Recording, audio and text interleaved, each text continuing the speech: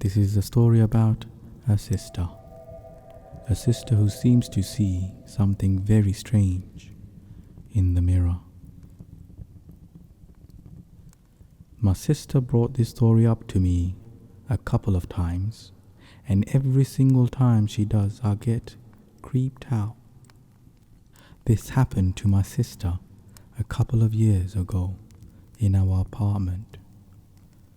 She was in my parents' room praying.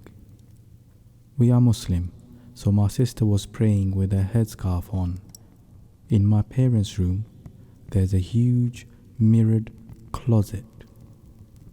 My sister was praying in front of it, which is a big nope for me. So as she was praying, she hears someone open the room door behind her. While they open it, she told me that everyone that was home was in the living room. So as she bends over while praying, she hears footsteps behind her coming closer. Because she is bending down, she can't see. So as she rises up to standing, she looks in the mirror and makes a dash to the living room, not even finishing her prayer. She said that in the mirror, she seen a tall, black figure behind her and attempt to wrap its long arms around her when she stood up. As she ran, she looked back and still seen it in the mirror.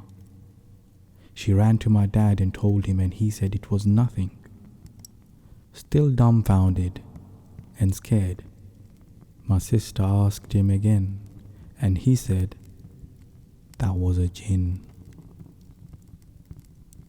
Another time, like maybe about a year ago, my sister said how she was laying in her bed on her phone when everyone was asleep, and she had her foot hanging out of the bed.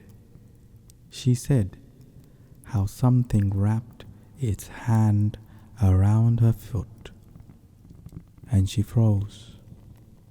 She didn't know what to do and just stood still, terrified of what was holding her foot.